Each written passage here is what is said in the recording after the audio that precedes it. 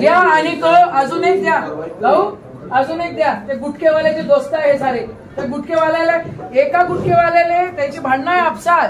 एका गुटखेवाल्याचे पकडतात, ते दुसऱ्यावाल्याचे पकडत नाही. हेच पकडतात. सगळे दोस्त सगळे मिळून करतायत ते. आणि हे ह्या ऑफिस मधनं होत आहे. एक गुटखेवाला याचा दोस्त आहे, दुसऱ्या गुटखेवाल्याचा धंदा नाही चालला पाहिजे म्हणून दुसऱ्याला पकडतात, एकाला नाही पकडत.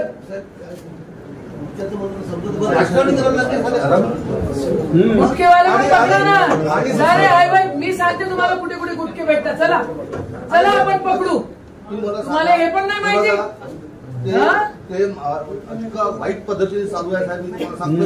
दंगल होणार आहे. सुनील दादा, किती पैसे येतात यांना आणि यांच्या अधिकाऱ्यांना विचारायला सांगा. सर्वात जास्त गुटखा कुठे असेल तर अमरावतीत आहे. म्हणजे तो एसपी पकडू शकतात तिकडे धारणीत.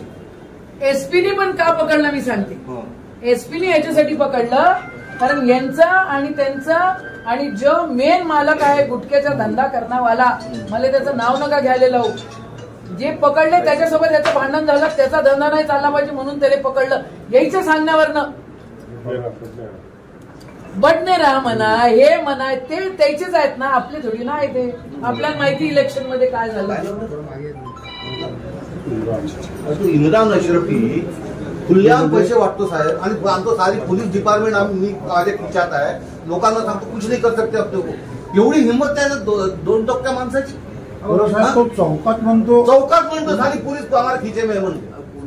अहो साहेब पण आहे ना, पुऱ्या गावामध्ये तो सट्टा हे करून झाला ना. बरं, आपला विषय आज काय आहे, गुटखेवाल्याने ते पकडून, त्याच्यात दम नाही. हो, त्याच्यात दम नाही. गुटखेवाले पकडायले ते सगळे लाचार आहे, त्याच्यात दम नाही. मी सांगतो तुम्हाला कोणाकडनं पकडते, कोण त्यांचे मेसेज येऊन जाते, हे मी सगळं नंतर सांगतो तुम्हाला.